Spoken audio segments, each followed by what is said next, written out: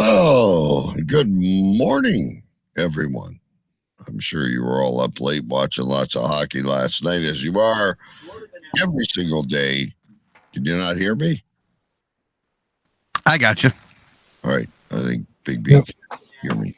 Yes, I can hear you. Oh, okay. He made a weird gesture. Normally, when Big B throws his hand up in the air, he's sending me something. Not sure what it is. Welcome to the show, ladies and gentlemen. Yes, it is Sunday at 11 a.m. in the morning because there's lots of hockey going on today, lots of hockey going on tomorrow. So we won't have time to go on air with you. But we got a great show ahead for you, ladies and gentlemen. Again, remember, there we go. Share the show. Share it with everyone. Let us know. Pucks and Pints Radio. Bacon, do you have anything today? Because I got this. I got nothing pressing. No, nothing I mean beer-wise. So we're doing... Well, just because it's 11 a.m. on a Sunday and I've got nothing else to do. Locker room lager. He's got his locker room lager, ladies and gentlemen. $5 off your first purchase if you go to Pucks and Pints Radio. I might crack one too. I was waiting for the first one to break. And then I thought I might have one too, but I got a V8. I have coffee. See? You did it, Bacon. You. All right, boys, let's get into it. A little discombobulated going this early in the morning. We do have the Mike Sports Minute, ladies and gentlemen. And, of course, Jay Vegas's pick of the week. I'd bet against whatever he picks, but that's entirely up to you. Anyway, here we go. 16 teams enter and only one survives. It's time for the race to the cup. Race to the cup. We're going to turn things over to Bacon. Let's start in the Western Conference. Let's go series by series. Let me bring things up here. What do you got, Bacon? Where do we start? Well, let's start with the Avs and the Kraken. Avs and the Kraken. Okay, and what was that? I'd like you to read our predictions as we go along. So, Mike Jolitz and Jay Vegas both had the Avs. I didn't get the number of games from them. You had the Avs in 5. I had the Avs in 5, and Big B had the Avs in 6. Okay, Big B seems to be the one on track with this. Big B, what do you think of this series so far? And by the way, welcome to the show. I must say, game one was a surprise. The Seattle winning in Colorado. That kind of, I think, almost could have turned the series on its head, but the Avalanche have come back and won the next two. I still think the Avalanche are going to win. Kraken are good, though, but ultimately the Avalanche are going to win. Do you guys find that the Avalanche are healthy? I mean, Makar's great, but I think they're borderline. They're playing through it because they know that if they lose to an expansion team, they're going to look terrible, and I think that weighs on the back of their mind the whole time in this series. I think guys are playing through some stuff that maybe they would sit out 2 or 3 games in the regular season for, just because it's playoffs, and that's to be expected, obviously. But yeah, I think they're really pushing it. I don't buy that they're because it's an expansion team. They're the defending Stanley Cup champs. That's more probably weighing on their mind. They don't want to get bounced in the first round, regardless of who it is. I don't think they're looking at it as an expansion team. They are the defending Stanley Cup champions. They're going in there with the confidence of a defending Stanley Cup champion. And for them to get bounced in the first round, that would look bad. Can I address really quickly? I don't want to derail things, but I notice you're calling them an expansion team. But since Vegas and Seattle, the way they've reconstructed how expansion teams are formed right off the bat, I don't buy into this anymore. This is not a young team in Seattle.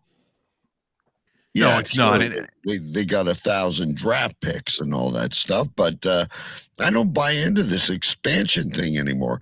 When Washington came in the league, yeah, that was an expansion team. They basically didn't have anyone skating on the ice for them. But in today's expansion world, I mean, wasn't it the first year, guys, that Vegas made it to the Cup? Yep. Oh yeah. They and I use the term expansion team because until another team comes in, they're technically the latest expansion of the league. But you're right. Far gone is the past expansion rules and structure, and it's just okay. We're adding another team, and we're going to structure it with players from every team and make it competitive to begin with versus, hey, you're a new team. Good luck. And you know what? I honestly like the way they're doing that. It's fair, right? Big B, you look like you're mad. No. Oh. It's very early in the morning. I've learned to read Big B's facial expressions, by the way, ladies and gentlemen. I can trigger something in him. So it's early. So it's early. It's not the 8-9 o'clock show. So is it safe to say that it's not madness, it's disappointment based on last night's results? And we will get to that. We're going to get to all the results. Get to that, man. How do you guys feel about this Colorado-Seattle series? Let's get to the business. I like it. Going to win. I still think Colorado's going to win. I do too. I think Colorado's going to win, but I like it. I flipped it on last night after the Leaf game, and I was honestly surprised to see that Seattle was again making it a game. And then, the last little bit of the third period, it kind of broke open for Colorado. But Seattle is, I think they're surprising everyone, to be honest with you. Yeah. So I'll go Colorado too. Big B, the goalie in Colorado, is he still the real deal? Oh, I will have faith in Georgiev until he proves me otherwise. Georgiev was great in New York as a backup to Shesterkin, coached by the greatest goaltender coach in the NHL, Benoit Allaire. going over to Seattle, I think he was tied for tops in the league in shutouts, had a great season. He's always been the real deal to me. He could have been a starter on every other team outside of the Rangers when he was on the Rangers because of Shesterkin. I agree. Good goalie. Bacon, you're the goalie guy. I like him. I don't I don't follow the West as much as I do the East, obviously. We're just throwing you fluff right now, ladies and gentlemen. Yeah, and I try to keep tabs on goalies that move around, and it's really tough because when we get to the series, there was a surprise goaltending move last night that Big B you brought up in our chat that I read the article and I was like, wow. I'm like, I didn't see that coming, and it was somebody that I wasn't thinking that would ever see time in one of these playoffs, but. Yeah, I mean, save it. He's doing all right. I mean, he looks good. His defense is in front of him. They're taking care of him. There's no reason to doubt him at this point. I mean, yes, Seattle's got a few goals, but that's to be expected. You got a team that fought to be in the playoffs, and they're proving why they need to be there. If I would give you a mulligan, what would you say? I still say Avs in 5. I still like Avs in 5 as well. Or you're Avs in. You're Avs in 5. I'm Avs in 5. I still think it's going to be 5. It may stretch to 6, like Big B took that guess, but I still think Avs in 5. I think Seattle got their wins, and I think Colorado's just going to take it from here. I'm still sticking with 6. Seattle's fighting. I think they can pull out one more game, but ultimately Avs in 6. Well, they got to go back home at least once, right? So they do have to go back to Seattle once. Let's move ahead because I think we're all foaming at the mouth to get to the East. So what's next, Bacon? The next one we had was the Dallas-Minnesota series. Everyone picked Dallas. Ken, you had him in 6. I had him in 5, and B had him in 7. Is anybody reconsidering this? I mean, this Minnesota team is unreal. If they keep Fleury out of the net, I think they have a chance. Big B? Well, yeah, Minnesota, I thought Dallas would have a much easier time. Even though I picked them at 7, I thought Dallas would have a much easier time. Minnesota's playing extremely well. And I'm surprised that Gustafsson is in net. I thought they would put Fleury in, but Gustafsson's playing well. But Fleury, Fleury in game 2 took the loss, Big B. Yeah, he stunk it up. Right, and that's the only game where the Wild look bad. So I would assume they go with Gustafsson the rest of the way, and they are playing. They could beat the Stars. This is the one series I'm rethinking as far as who comes out the winner. The Wild can win. I don't know what they got. They're like it's like when you have leftovers and you throw everything in the pot and you just eat what you have left. I really don't know what they got. I was shocked when they put Fleury into game 2 after the way Gustafsson played in game 1. They still got Ottinger, so I don't know. But I'm like Big B. I'm starting to doubt myself, Bacon.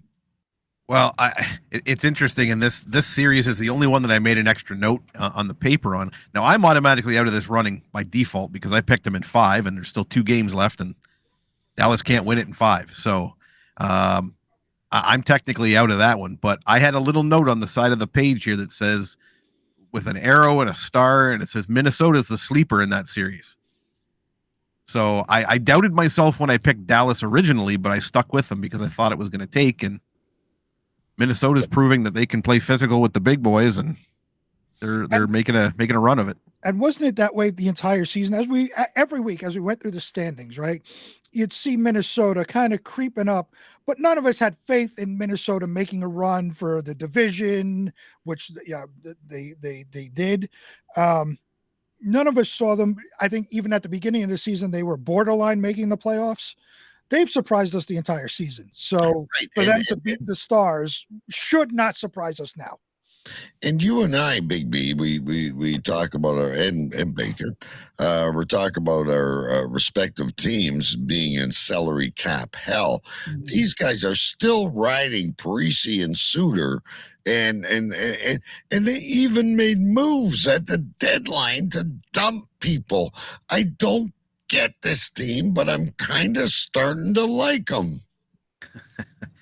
Yeah, man, I'll tell you what, man. I turn on the highlights. I've only watched maybe half a period of this series so far because it coincides with other games that are on, and there's just so much hockey you can't watch it all unless you've got multiple TVs. I'll admit I have two, and they both run simultaneously with hockey games. But the Minnesota Dallas series, Minnesota is coming out, and they are just beating up on them. 6:30 p.m. tonight Eastern, by the way. Yeah. Today is a nice day because they spread the games out at 1, 3:30, 6:30, and 9. So you'll be able to watch all four and not have to worry about anything overlapping like yesterday. But maybe you can watch the 9 o'clock game, but I don't need to because I already know what's going to happen. So, well, and that one's coming up soon, but. Yeah, you made a good point, Big B, about them kind of just creeping up and just sort of hanging in there enough to make us think, hey, are they going to make it? Are they not going to make it? Which is a perfect segue into the next series because we thought exactly the same about Winnipeg. We weren't sure the whole season. We got to a point where we counted them out and they weren't part of our list. And then about 3 weeks later, we went, oh, wait a minute. Well, they were in front for a large part of the season, but guys, Morrissey is out. He's done. Yep, what they call the lower body injury from last night. Yeah. But again, this is another series that they are making games of it, right? In games that they shouldn't even be hanging into. Vegas being up 4-1 yesterday, and all of a sudden it's a tie game. I've been go Jets go kind of as a, I love my own team, but I'm a go Jets go kind of guy. Vegas is still going to win this.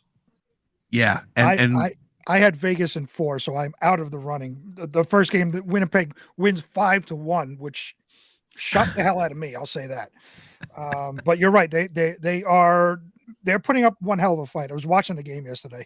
4-1 into the third period. You think Vegas is going to coast, and all of a sudden here comes Winnipeg, and they pushed it to 2 overtimes. And the only reason they lost that overtime was of a bad turnover in the defensive zone. Yeah, right, and I can't fault him on that one. I can't fault him too much because it was a rookie defenseman. They make mistakes. Maybe they shouldn't have had him out in that situation. It's hard to say, but to give that kid some credit. As soon as that game ended, Scheifele and I can't remember the other player left the bench, went right to that kid to say, look, man, it's not, keep your head up. You did what you could. Sorry about your luck. We all do it, right? But again, when I watch Vegas, I'm like, who the hell is that goalie? I've never heard of him before. For so. That's the other storyline, that Jonathan Quick isn't starting. Yep. But I mean, I guess arguably until generally the third period in most of these games, Brossoit has been stand on his head fantastic. No, yes. But I mean, I really would like to see Quick in there. But wasn't he the starting goaltender before? Like, he got injured, and that's why they got Quick, because they ultimately had no goaltending. But he was the starting goaltender before then. Yeah, he was the guy they put their faith in this year after everything went south with their goaltender. They took Quick. Again, some of these trades are really weird. There's teams that are still in the thick of things. But I wonder about some of the trades they made. But, it is weird. Where is Quick? Now, interestingly enough, you say that, and when we get to the East, we had a discussion yesterday in our group about a trade that a lot of these trades have worked out fantastic. These guys obviously know what they're doing. They've put their faith in these guys they've traded for, and things are starting to kind of work out. when we get to the East, there's one scenario where somebody was overpaid and somebody's agent made a lot of money on something that probably shouldn't happen. You talk about trades. I thought you were talking about the West and Jack Campbell. But anyway. Well, that was earlier in the season, but that's another one, yeah. So we all got Vegas or no? Yeah, everybody had Vegas. You and I had Vegas in 6, and Big B had Vegas in 4. So he's out of that one. Sticking with this, so this is what I'm. No, yeah, Vegas is going to win. Winnipeg's putting up a hell of a fight. Vegas will win. I think so as well. As despite how intimidating that Winnipeg arena looked yesterday when they walked in with that whiteout, I still think Vegas is going to pull it out. Yeah, and I love the Winnipeg coach. I love Bonus. But okay, what's next? Come on, you're dragging it on. I want to get to the East. The last one in the West is the Kings and the Oilers. This is where we started to have some fluctuations. Jay Vegas had the Kings. Everybody else had the Oilers. Coach K, you had them in 7. Edmonton in 7. I had Edmonton in 6, and so did Big B.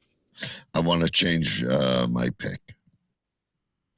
I now believe McJesus is human. And I couldn't be more thrilled about it, ladies and gentlemen. Yes, I'm a Canadian. I hope the Kings bury these guys and get rid of them. No goaltending, no defense. Did you see that stupid penalty Nurse took yesterday? These games are on way too late for me. I have not seen 1 minute of one game. I've been sleeping. These are too late games. But on Saturday, I or whatever night it was, I kind of watched a little bit, Friday or Saturday. Edmonton. Listen, I can't wait to get to the East because then I can release the beast that is inside me. But you Edmonton fans are full of crap. You're nothing. You got 2 players, and that's it. You're done. If not this round, you're done the next, and I'm calling it now. So with that being the case, you wanted to switch your bet from Edmonton in 7 to what? Well, because I was in this like McJesus thing, right? Like that guy's so good, he's not going to score a goal. He scored 2 yesterday, and they still lost. Oh, I don't. I still think my pick. I'm going to keep my pick, but God, I thought I hated the Bruins. I thought I hated the Red Wings. I thought I hated the Senators. And last night I really hated Tampa. God, I hate Edmonton. All right, so you're keeping your pick even though you hate them. Let's make a note of that. Rangers are going to beat them in 7. That's all I'm saying. Anyway, 6. I said 6. Yeah, me and Bacon said 6. Now, in order for ours to come true, Edmonton has to win out because the Kings are up 2 games to 1. Yep. Which I don't think is impossible at all. I still think Edmonton is going to win. It might not be in 6, maybe push to 7 now, but I'm sticking with Edmonton. I've said it before, even though the Kings are up 2-1 and McDavid did nothing in game 1. Draisaitl took over. I've been saying you may be able to shut down one, but you can't shut down both. And keep in mind, games 1 and 3 both went to overtime. So it's not like the Kings are coming out and dominating in their victories. These are overtime wins. Edmonton. But you're making it sound like Edmonton has 2 players, nobody else. The Kings should roll them, and they're not. They're going to overtime in both LA Kings games, and LA has won both of them, but it could go either way. What I'm trying to explain to you is that I don't think it takes 2 players to win a hockey game. But according to the hockey world, Draisaitl and McDavid are the be-all of be-all, and they can turn a game on a heartbeat. which they may be able to, but they're not on the ice all the time. I throw 3 guys on them, and let's see what the rest of the team does. They're a mediocre team after those 2, Big B. That's all I'm saying. And they went to the Western Conference Final last year Doesn't with the matter. exact same team. It's So the that point weakest doesn't make conference on any the sense frickin' because planet. they went to the final. That Come to point the makes no East. sense. Come home to the East, you lazy pieces of crap. We'll show you how hockey's played when the first round is the Eastern Conference Final. That's a completely different story. They're in the West. They can't play in the Eastern Conference first round because they're in the West. They went to the Western Conference Final last year with the same team. Bad defense, bad goaltending. They have Ekholm, which is an upgrade on their defense. But other than that, it's the exact same team. They made it to the final, the Western Conference Final. So saying that 2 guys can't carry a team is wrong. They can. Not to the Stanley Cup Final, but deep into the playoffs, yes, they can. And in fact, this year, I would almost argue and say that their goaltending this year, aside from Campbell, is better. Skinner is a much better goalie than Mike Smith. Yes. And Ekholm upgrades their D, not to the point where they have great defense, but upgrades their D from what it was last year. But the other point that you have to look at it, and the one that you were saying, Ken, is 2 guys. It takes 2 guys. It doesn't take 2 guys to win a hockey game. LA has figured that out. The minute those guys hit the ice, there's 2 guys on them. One of them is generally Doughty. So they keep them under wraps pretty good, which I think is helping to limit the damage that they're incurring. The minute those 2 are off the ice is when LA is scoring a lot of their goals. So let's dress Barbie in her Sunday best and see who comes out at the end of the series, because I'm telling you, these Edmonton fans throwing garbage on the ice after game 1 are worse than Red Wing fans. Anyway, what's next? All right. So now you were chomping at the bit. You were chomping at the bit to get to the East. So we're going to start in the East. We're going to start with the Islanders and Carolina, just to keep you waiting a little bit longer. Yeah, well, Big D wants this one. I have no one in the queue on this. So we were split almost evenly on this one. Jay Vegas had Carolina. Mike Jolitz had the Islanders. Coach K had Carolina in 7. I had the Islanders in 5, and B had the Islanders in 7. Currently, Carolina leads 2-1. And this is one of the series I've been watching because it plays on the day that the Rangers are off. And you're living here in New York, you hear nothing but the stupid Islander fans. And the reason why I want to go first in this series is because it's surrounded on the Islanders side by so-called controversy of the refereeing. So in game 1, the Hurricanes lost 2-1. They were given a power play at the very beginning of the second period for a slash that was a borderline slash, maybe not. And Carolina scored to make the game 2-1. So now the Islanders that's the reason why they lost the game. Even though they had 17 minutes left in the second period, the entirety of the third period, and had a power play at the end of the third period, which couldn't score. They lost 2-1, but again, that's the ref's fault, not the Islanders' fault. Now we go to game 2. Game 2, the Islanders did not have a power play. The Hurricanes had 6. So again, the referees are showing favoritism. In overtime, there was a missed high stick. Absolutely, there was a high sticking call that should have been made. It wasn't. And a few seconds later, Hurricanes went on to win the game. Of course, the reason why they lost the game is the referee's fault. Never mind that they were leading 3-2 into the third period and couldn't hold the lead. Never mind all that. It's the referee's fault. Come to game 3, the Islanders won. Now, it was a good game up until about 3 minutes left in the third period. The game was tied at 1, 3 minutes left in the third period, and the Islanders scored 4 goals in those 3 minutes. Tremendous end of the period. That was Islanders won the game. I don't want to interrupt, but that was awesome. Yeah, that was unbelievable. A tremendous last 3 minutes of a period. But up until then, again, the referees were showing favoritism. I even heard, watching the game, Butch Goring, who is a former Islander and a broadcaster, he was whining and complaining that the Islanders were being called for too many icings. That's for the water cooler. Don't worry about that. That was You're because stressing me out so much. Yeah. I think I'm going to crack one. so there was too many icing calls. The Islanders should be allowed to ice the puck and not have it called. So this entire series, everybody is framing the Islanders losing around the referees. It's all the referees' fault It's bullshit. until they win a game with 3 minutes left in the period. Then the Islanders is the greatest team ever. The Islanders look like they are going to lose this series. I said the Islanders in 7.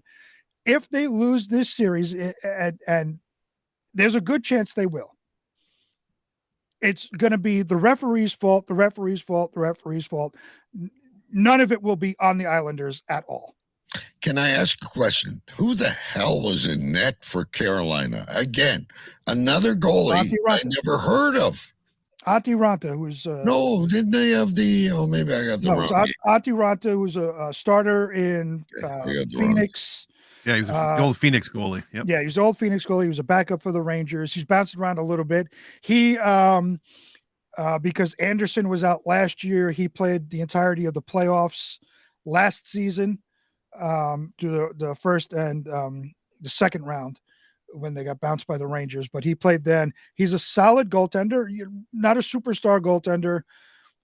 I wouldn't even call him a starter at this point in his career, but he's forced into action. I don't know what's wrong with Anderson, why he's not starting. Well, he's a piece of shit. That's because he's Anderson. That's. But if he's healthy, generally he's the starter in Carolina. Not a good goalie at all. Ranta. It was the Devils. Sorry, I'll get to that when we get there. I got the wrong goalie. Antti Ranta is the best goalie that Carolina has had all year. I'm not going to waver on this. I still think the Islanders can beat these guys. I'm not on this Carolina bandwagon like everything else. Like when Carolina and the Rangers go head on, Carolina's going to crush them. They're a good team, but I just don't see anything in these guys, and I still think Sorokin could win this series. Well, interestingly enough, your pick was Carolina in 7. I know, but I was playing around with it in my head like crazy. Well, it's tough, right? Now that we've seen 3 games out of all these teams, we're getting surprises, right? Teams that we thought weren't going to show up are showing up and doing stuff that we didn't think was going to happen. And up until 3 minutes left in the third period of Game 3, Antti Ranta was out playing Sorokin. Oh, absolutely. This is why we play 60 minutes. How many times have you seen a team score a goal with a minute to go and put it in overtime and win? Like, this is why we play the game. Well, there's one series we've seen it twice already. So I don't know. What's next? Let's see. We've got I don't know. Let's go. I guess we'll go Boston, Florida. Another one where everybody was split. Vegas had Boston. Jolitz had Florida.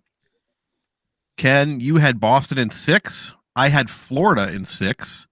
And B, you had Boston in 5. We are sitting at Boston leading 2-1. Boston has to win, and I'll tell you why later.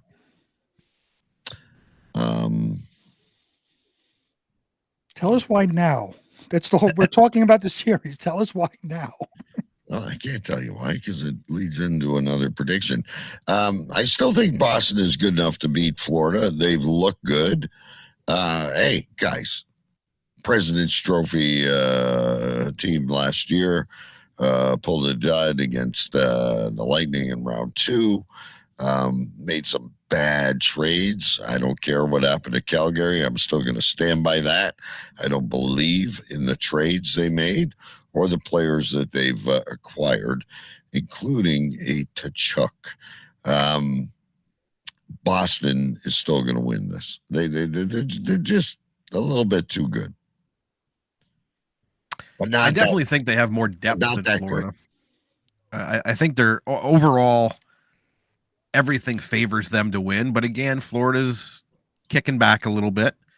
I'll be honest, I haven't watched a whole lot of these games, not as many as I'd like to anyway. But it just seems that Boston is just gritting it out, and I'll tell you what, from what I have seen, Bertuzzi is a baby Marchand. He's done well. You didn't see a lot of this play when he was with Detroit, but you bring him over here. He is, he's face washing guys left and right. He's stealing sticks. He's just getting in there and just being a nuisance. And maybe there's a little bit of the Rats' influence on him here. Maybe they might sit beside each other in the room. I don't know. Yeah. Yes. What do you do now, though, guys? Do you go back with Bobrovsky or no today? I like Lyons. I thought he's played amazing. That's a tough call because, you look back, their games haven't been out of hand games, right? They're not winning 8-1, right? They're winning, 4-2. The Panthers winning 6-3. So, they're games that I think you stay with Lyon. I think you leave him in there until he has a blowout. Everything that's going around, that's happening around him, isn't necessarily his fault. I agree, 100%. Stick with your goalie. Stand by him. Big B.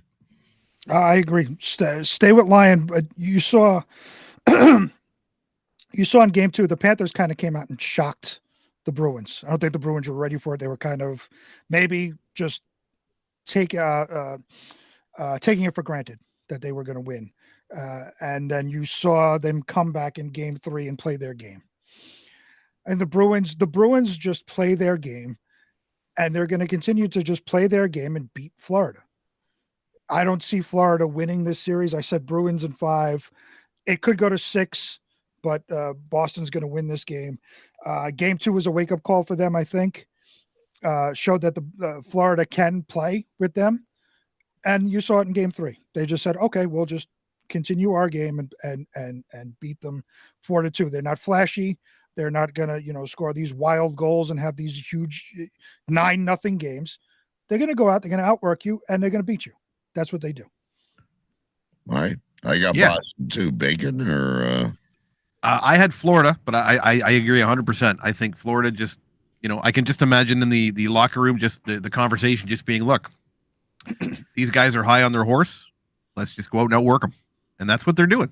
Mm-hmm. We'll see after today. They're back in Florida today. So if the Bruins can steal this one at home, I think that might deflate a little bit more of that Florida confidence, but I'm still going to stick with it and go for a surprise in the first round exit by the best team in the league. So we'll see. All right. I've got other thoughts. But anyway, why don't we go to Jay Vegas before we get to the last two? Kind of build some suspense. If you haven't caught on yet, Bacon's in the middle. He's not dropping his hat, but he's with me. I'm wearing my Leafs blue. Big B has his Ranger jersey on. We're going to hand it to you in just a few minutes. But now we got to mute, guys. Are we all capable of doing that ourselves? Yes, we are. We're all big boys now, although Bacon's not muted. My mic has a mute on it, remember. So I'm good. I'm going to mute mine.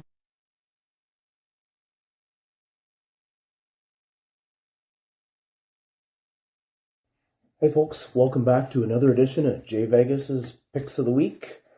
The playoffs have not been as predictable as we thought they were going to be. Last week we were on Las Vegas Golden Knights. The score in that series is 2-1. The one game that Vegas lost was the game I picked them to win, so that didn't pan out very well. We're 2 games below 500 now.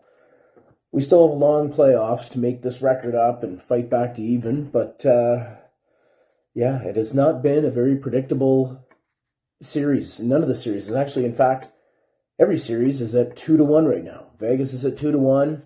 All the series are at 2-1. Nobody really burst out to that 3-0 lead.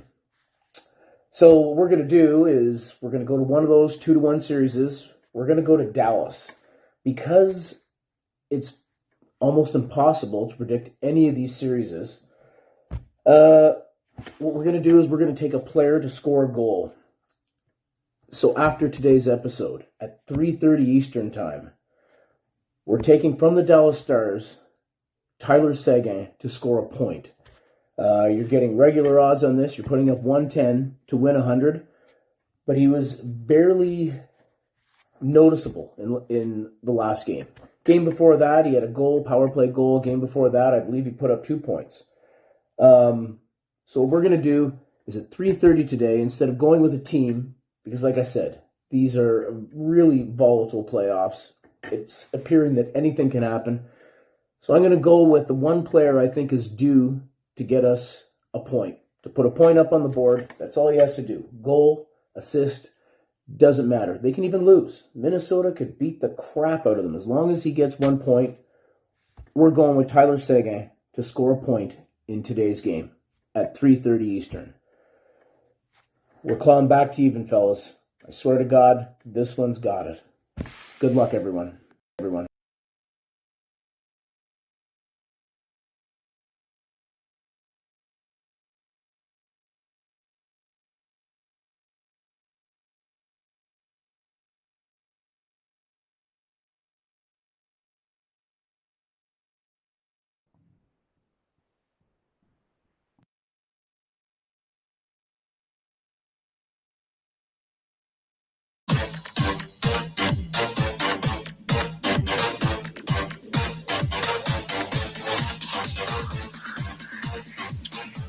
Yeah, I always forget to unmute. I know it's early on a Sunday, ladies and gentlemen. Jay Vegas. From our past experience, I'd bet against them, but anyway, someone's telling us to go get it. Go get it. All right, I'm fired up. I've been waiting all morning for this. All right, we're gonna go to you then. We're gonna save the Rangers till the end. So we're gonna go Toronto, Tampa. Jay Vegas and Mike Jolitz both had Tampa. Coach K had Toronto in 5. I had Toronto in 6, and Big B had Toronto in 6. As we know, after the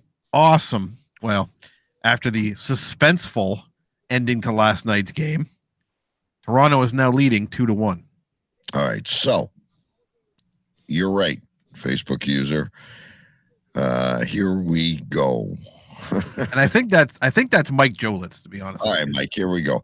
Listen, I don't know what annoys me more in life.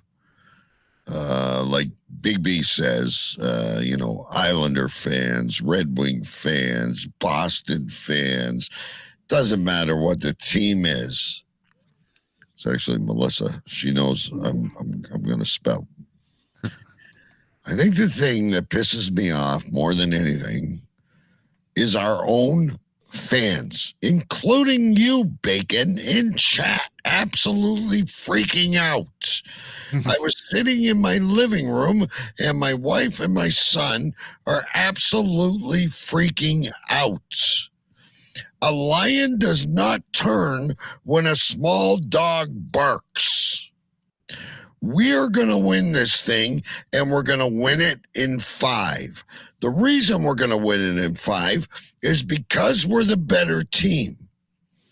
And this is why I wanted to talk about Boston. Boston needs to win because we're going to beat them too. The only team that's going to beat the Leafs this year is the Rangers. And I'm not usually this vocal because I walk on broken glass like the worst. The rest of the Toronto Maple Leaf fans, we've been there before. We've seen it. We've done it. Hedman came back last night. He was the best player on the ice. He made a difference. He made the game close. But we're just a little bit better. They don't believe in our goalie. I do. They don't believe in our players.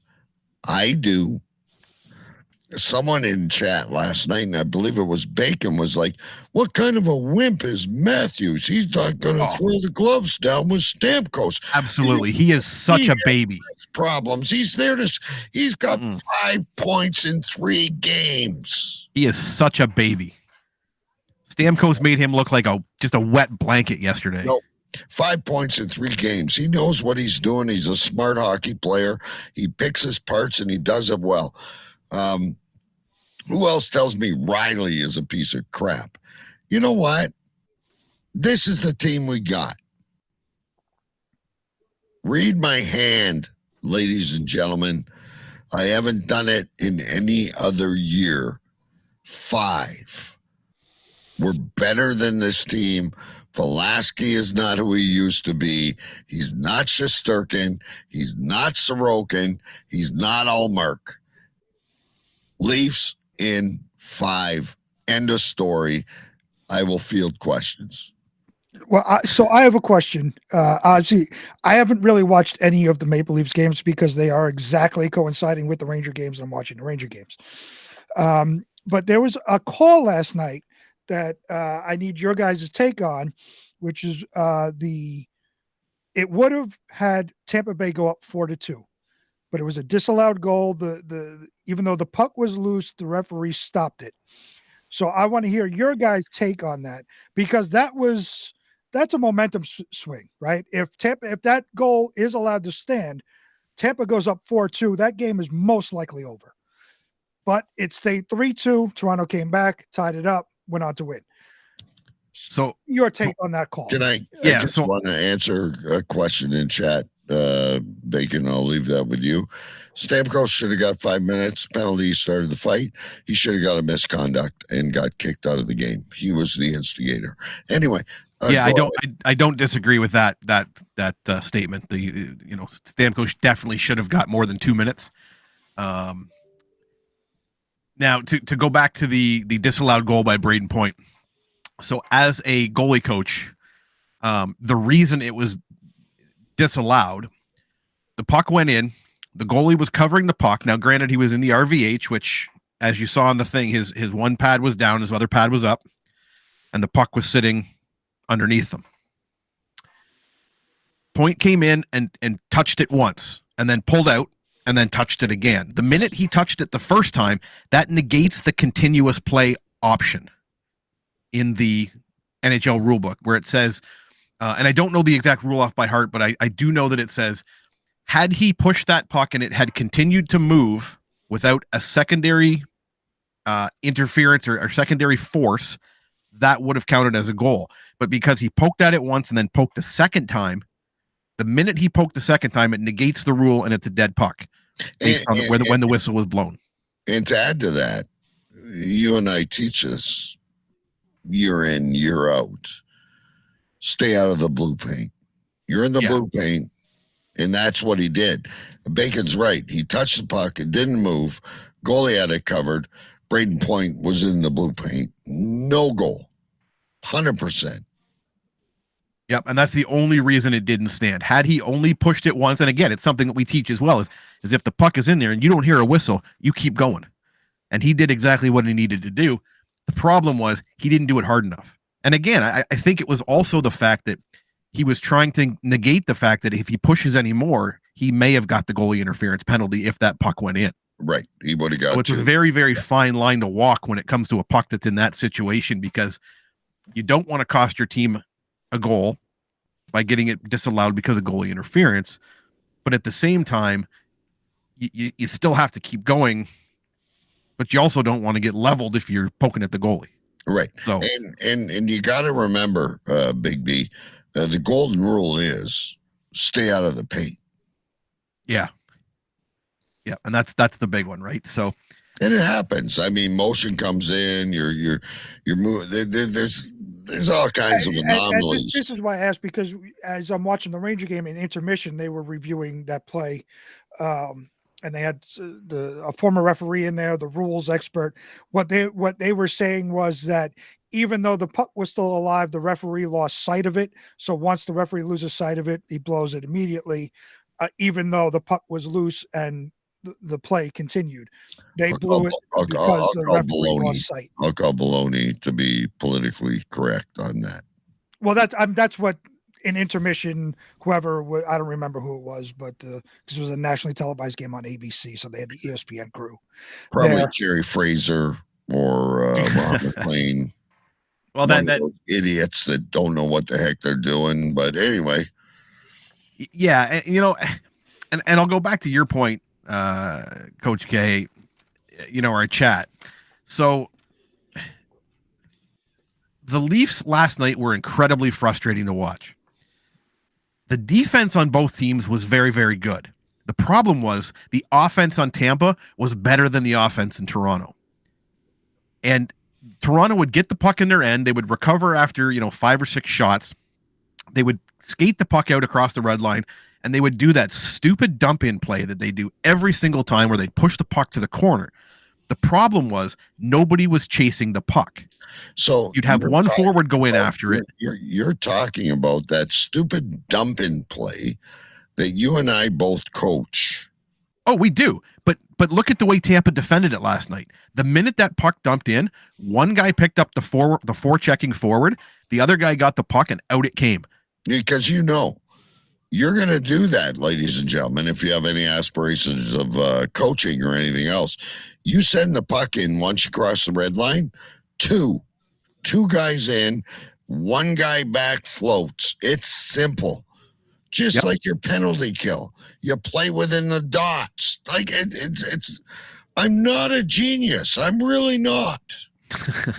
And that's what I was getting to was they sent it a 1-2 situation where the forechecker went in and the guy trailed behind him. They should have had both of those guys coming in to negate Tampa from getting the puck and getting it back out of the zone.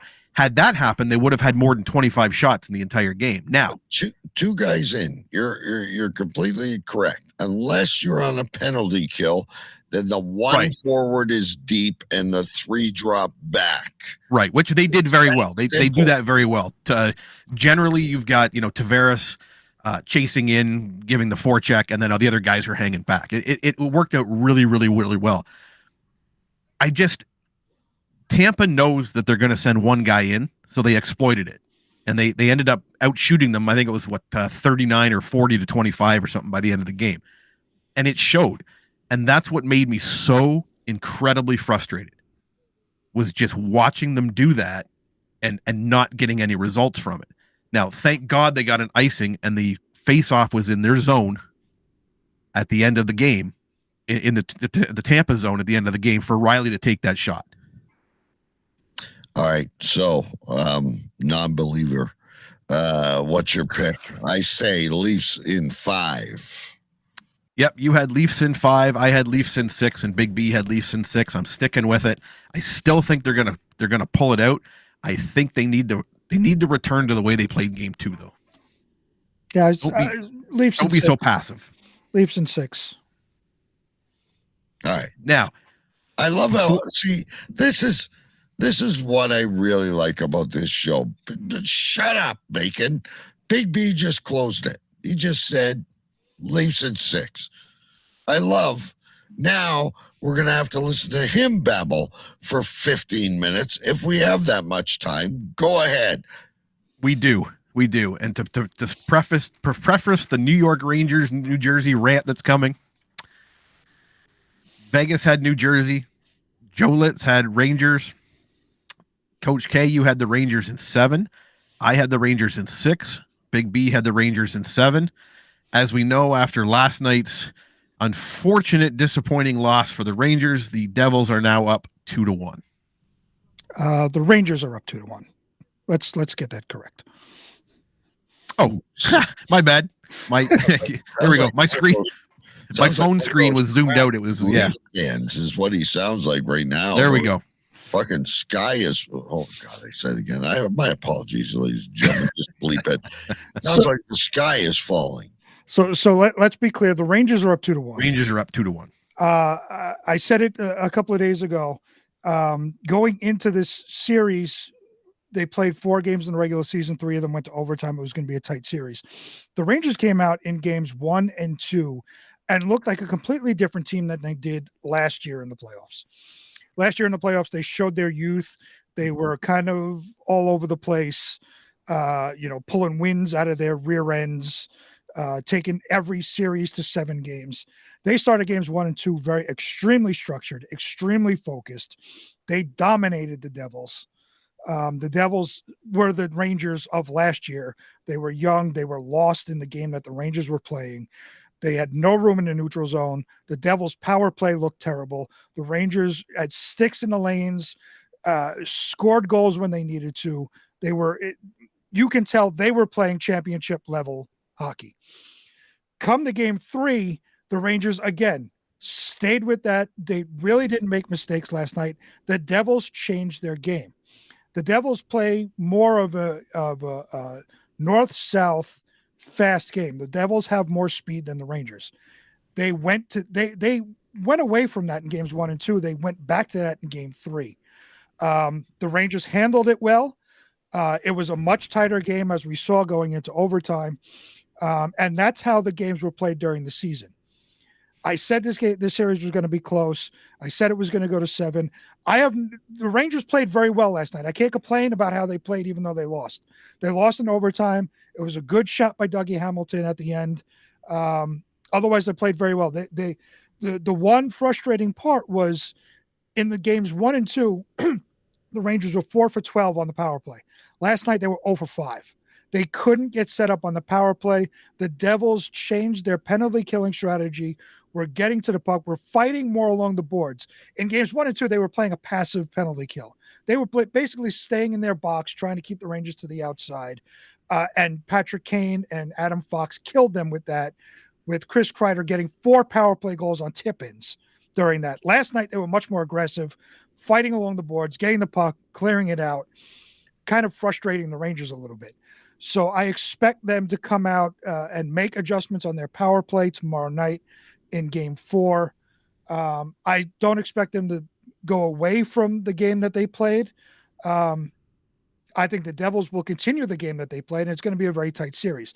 Now, the thing that shocked everybody, which we talked about, was that Vitek Vanacek was not in net. And yeah, he who was the goalie? I spoke earlier. I picked Carolina by mistake, but who the hell was in net? So Vanacek looked kind of rattled in games 1 and 2. So Lindy Ruff said, we have faith in Vanacek, we have faith in Schmid, we have faith in Blackwood. Any one of them could play in net. All 3 of them contributed to our playoff run. So what they did is Vanacek looked lost. He looked shook. He looked rattled. He wasn't steady in net. They put in Schmid. Now, I remember Schmid at the very beginning of the season when the Devils went on their 13 wins in a row, whatever it was. They had goalie injuries, and Schmid came in and played very well. For a rookie kid, he was steady. He played well. I remember he played one game against the Rangers and almost shut him out. He's one of those kids that are just no movement in his game. He just goes to where he needs to go. He's square. There's no extra movement. He's a solid goaltender. It was a good move by Lindy Ruff. I expect Schmid to start the rest of the series. No matter how long it goes, I expect him to start the rest of the series going forward. Okay, can we speak on this, or is it the? I don't know. You talked about the Leafs for 20 minutes. Why not? I know. I get carried away. I'll go first, Bacon, and I'll let you go next. Listen, these Rangers are they're something special, and I know we didn't go that far into our picks, but they got the goaltending. I have never seen a guy, Cale Makar included, walk the line like Adam Fox. He's fantastic. He is. Wow, he is so much fun to watch. They've got something there. So earlier when I was ranting about the Leafs and yada, yada, yada, I got the Leafs will beat Tampa. They will also slay the Bruins. I believe they will, in my heart of hearts. I could be wrong. They'll lose to the Rangers. I honestly believe now, after watching this team, and I've listened to your baloney all year long about the Big B, and I try not to jump on a bandwagon because I'm not the guy that normally drinks the Kool-Aid. But I think the Rangers may win the Stanley Cup this year. They're that good, especially with a goalie like that. I think they're that good. I think the Rangers will win everything this year. There you go. From the highlights I saw last night, you're right. It wasn't a bad game. It looked like a great game. Just an unfortunate ending to it. And I didn't have much aside from the Schmid being pulled into net, which it seems like it's a trend in the playoffs, right? Where the backups or the unknowns are kind of getting more time in net, and they're coming out and they're showing what they're made of. So good for him. So hopefully it works out and keeps them. As much as I want the Rangers to win, it'd be nice to see it go, a little bit more of a distance and get that kid some experience. And then just Fox. I was going to say, the Devils are a feel-good story. Someone's got to go back in their book, but I don't think any of us had them even in the playoffs yet. We were kind of like, oh, they're close, maybe. So they're a feel-good story. And God, I hope they make a series of this because they're playing against the Stanley Cup champions as far as I'm concerned. Well, they were talking last night. If the Rangers won last night, the series is over. I agreed. If they would have gone up 3-0, the series is done. If the Rangers win tomorrow night and go up 3-1, the series is over. If the Devils tie it at 2, we're going 7. They're great, but here's the thing, guys. We often talk about these series and we go, oh, they're buried, they're done, that's it. So this is 2 very, very good hockey teams. Mm-hmm. There's no shame. Like, heads are going to roll, coaches are going to go, GMs are going to get fired. There's no shame when you're in that kind of a matchup. Same as Toronto, Tampa. You're looking at the team that's been 3 times to the Stanley Cup. They've won it twice. Even if we choke, it's a good team. Yeah, this is the Rangers Devils. It's a really good series. I think what you said, the Rangers could win the Stanley Cup. They are playing at a different level, and I see them playing at a different level. And Tarasenko and Patrick Kane are the difference between last year and this year. Not because they're goal scorers, the way they lead a team, the attitude they bring to the team. They are, between the two of them, won 4 Stanley Cups. Patrick Kane, Conn Smythe winner. He knows what it takes. Tarasenko knows what it takes. Add Goudreau to that, leading the 4th line. It's just a different mindset this year in the playoffs. They are playing championship style hockey. Yep. And as much as I believe in Samsonov, you ask me who I want in net right now, I'd pick Shesterkin. He's amazing. Freaking unbelievable. Unbelievable. Why don't we go to Mike Reads the News, or Mike Sports Minute, I mean, and then really quick, we can, I know there's a couple things we wanted to get to in the water cooler talk, so we might go over a little bit today. If you guys are good with it, if you got to go, you got to go, just leave. Hey, I got nothing planned but hockey. So there we go. So let's go to the Mike Sports Minute. You don't need to mute. You're okay. Here we go. Now it's time for Sports Minute with Mike Jollitz.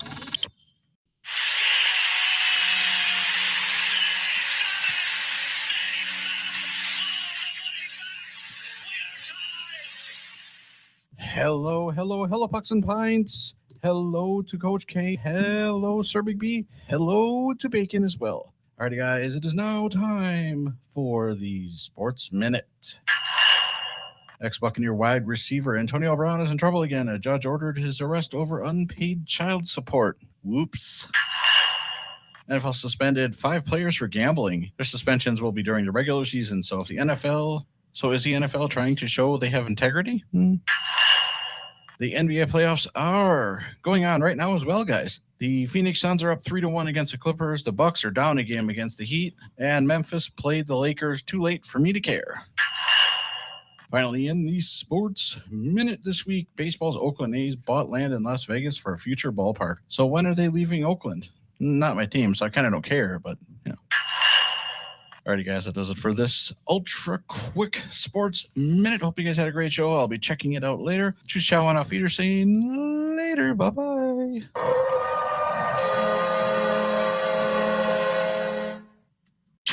It's time for a beer.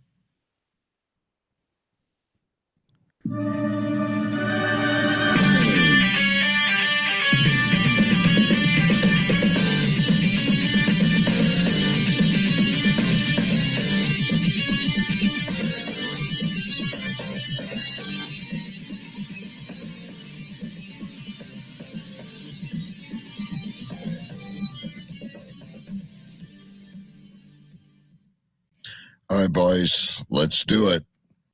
And now, NHLShop.com presents breaking news and water cooler talk. All right, you guys had some stuff on your mantle. I'll leave it to Bacon, Big B, whoever wants to start. Yeah, I got a couple I threw in our offline chat. Going back to the Winnipeg series, talking about Morgan Barron for a second. This kid, man, he gets pushed in to the skate of the goalie in Vegas, to Brossois' skate, cuts his face up, takes 75 stitches, goes back to the locker room, gets stitched up, comes back out at the beginning of the next period with a full face mask, and proceeds to finish the game. It tells people, I feel pretty good. Yeah, I mean, I'll be honest. I looked at that and I thought, man, if you get a scar like that, I mean, that's bragging rights at that point. You know, like it's not something where, you know, I fell down the stairs and hurt myself. It's no, I was in the NHL playoffs. I went face first into a goalie skate and check out this scar. That is the face of playoff hockey right there. Absolutely. Absolutely. And I had a debate with a buddy of mine who said, oh, the NBA playoffs are better than the NHL playoffs. And I said, if that happened to an NBA player, they'd be in a hospital for a month. I don't know if your children played soccer, but they normally pull a stretcher out for a Charlie horse. Well, they carried, there's the famous picture of LeBron James being carried off by 4 people, one holding each limb because he had cramps in his legs. I mean, come on. All other sports are not as tough as hockey. You could put football up there because they're, killing each other. People are playing with broken bones and all of this. And, Donovan McNabb led a team to victory running on a broken ankle before it was taped up. But there's no athlete like a hockey player. And I don't care. I'm not a Jets fan by any means, although they may be my second favorite team in Canada. This guy, he's our player of the week, ladies and gentlemen. He's something else. I don't care what you think. Every time you get a Stanley Cup champion, it'll come out at the end. Oh, he was playing with a broken rib, or he was going through nagging injuries, or he's going to have a hip replacement surgery. They're warriors. Mm-hmm. They're all hurt out there right now. 3 games are getting smashed. Oh, yeah. 3 games of the absolute hardest hockey that they're playing all season. It's nuts. And this face right here is the face to prove it. It's crazy.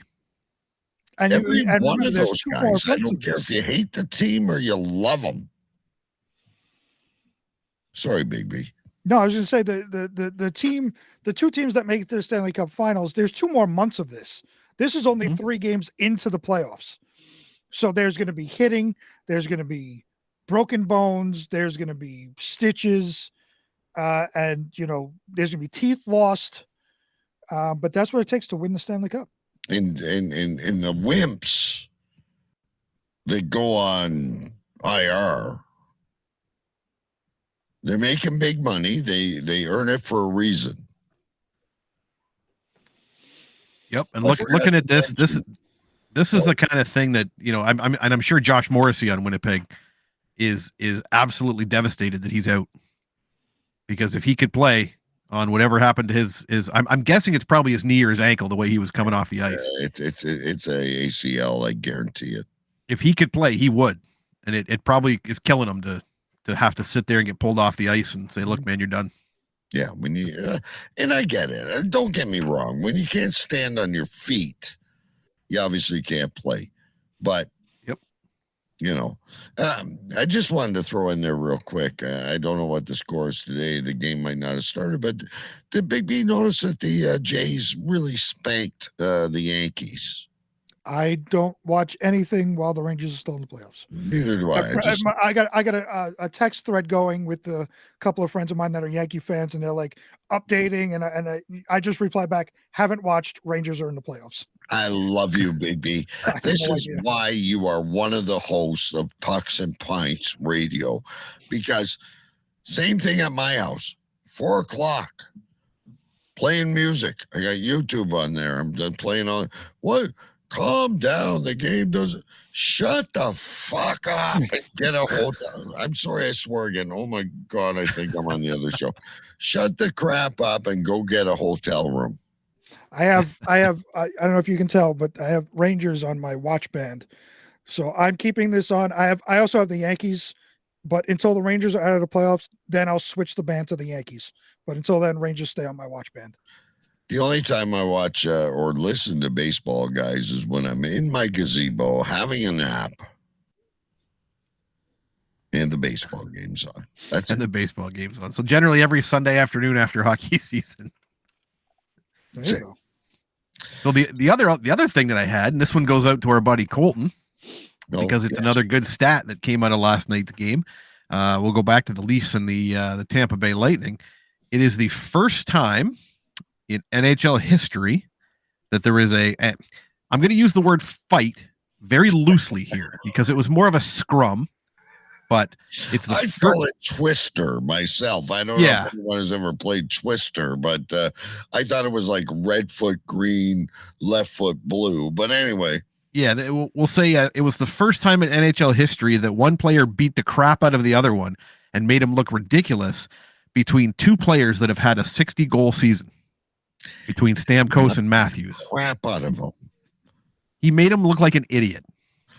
Because one player is smarter than the other player, and that one player wants to face the Boston Bruins and then get knocked out in 6 games against the Stanley Cup champion Rangers. And Stamkos, on the other hand, has been a lunatic since he's played for the Sarnia Sting. He crashed into a goalpost when they already clinched first place and broke his tibia. And I don't disagree with you, but that's where we're going to have to disagree, because if somebody grabs me, if I'm the best goal scorer in the NHL and somebody grabs me and starts punching me, I'm going to punch back. I'm not going to stand there and be thrown around like a rag doll. Absolutely no business. The Mexican needs to drop hands. Okay, someone else should be there for him. But realistically, in this situation, 3 games. In this situation, with who was on the ice, who's going to protect them? No one. There was nobody on the ice in that scenario that would come to his rescue. Well, certainly not Barbie Girl. We know that. Right? Now, that brings up another interesting point, though, is that Marner is playing more physical than most of the team is. Unfortunately, he doesn't have the size to do it. He's trying to make checks. He's trying to do stuff, and he's bouncing off some of these guys ridiculously, but he's trying. I have some inside information. The trainers are injecting him with testosterone, which is really weird inside his body. He might actually grow facial hair. Marner is doing a great job. I've never seen any one person flip-flop on a player as much as Coach K flip-flops on Marner. When Marner's going bad, he's the Barbie girl. He wears a dress. He does this. He does that. When he's playing well, Marner's the greatest thing on earth. You would fit well with the Islander fans. No, I'm not. Listen, guys, let me defend myself before we go off air because we're going well over. We gotta go this way. Bacon picking on Matthews for being a wimp is completely, whatever it is completely ridiculous. I love Mitch Marner. He's an extremely talented individual. However, Bacon, how are you when you're coaching your kids? Like, oh, no, DK. Jake played great. He played. No, he didn't. Oh, I don't know. I don't sugarcoat it. There's more in the well. And that's how I feel about Marner. I almost feel like he's my daughter. Backhanded compliment, maybe? I don't know. I love the guy. I really do. I think he's the greatest. He does a lot of good things. He's always got a smile on his face. Don't leave anything behind, Mitch. This is your legacy. Oh, absolutely. I like the way he's playing. I think it looks kind of funny when he's trying to make these big checks that bigger guys should be making, and he just doesn't have the size to do it. But I agreed. He's leaving it on the ice. Yeah. Like he's not leaving anything to chance, unlike the other one. I love the guy, Big B. I really do. I'm not convinced he's in the right sport. I think he should be playing shortstop for the Detroit Tigers or something like that. I'm still not convinced he's in the right sport, but I love the kid. I really do. Oh man. Well, the only other thing that I had on my list, and that goes back to what you and I were talking about, Big B, is Timo Meier. Got traded for a big amount of money. I think his agent made a lot of money for nothing. He's invisible. He's not. I don't know. Where he was visible. And here's the one thing about. I mean, the entire team was invisible in games 1 and 2, but last night, with Timo Meier being in San Jose, you don't get a chance to watch him. Last night, he was one. He tried to take out Shesterkin and got a penalty called on Shesterkin because of it. He was I don't know how many times he was called for interference, as like when the D man moves the puck, the Rangers guy is trying to come up, he just steps in front of him and checks him. He's putting his team in bad positions. I think 3 of the 5 penalties that the Rangers had was because of Timo Meier doing stupid shit, stupid stuff. You got caught too. I feel innocent now. He's not scoring in the series, and he's causing the team to get to go on the penalty kill. I don't know what he's being paid for, but he's a bitch out there on the ice. Oh yeah, and we said that leading up to the season, right? We said, look, 8 games or 9 games on the ice, and he had like one point. Like it was terrible coming into that series. So I agree. I don't know what he's doing out there. I don't know who negotiated that deal, but I want him as my agent. That seems like all he wants to do now is just interfere, or I'm going to do something to try to draw a penalty. Which, I mean, he should have been called for a penalty on the penalty that Shesterkin got last night. He should have been called for goalie interference. Don Cherry would tell you he's not a Canadian boy.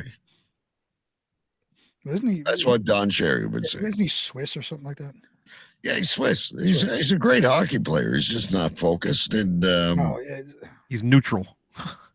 Yes, he's neutral. He's used to being neutral. You got the wrong show, guys. You got the wrong show. Let's not do that. I got nothing else. Just because I called Mitch Marner my daughter, it's okay. I don't have a daughter, but if I did, she'd have more hair on her body than he did. That's what makes him so fast.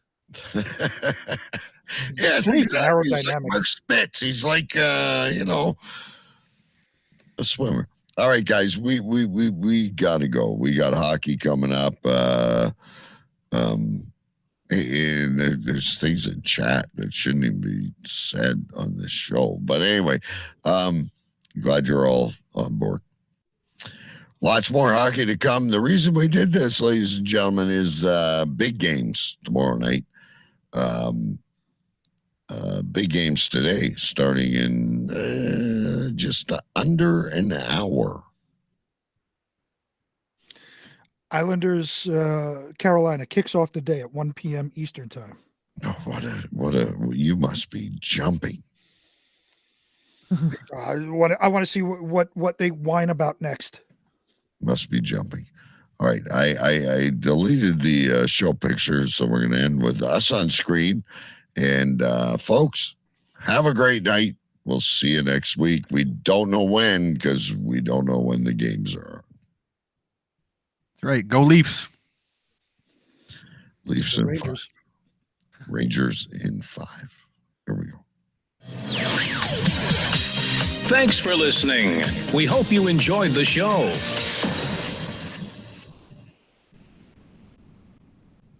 Subscribe to our YouTube channel now and make sure you never miss another upload.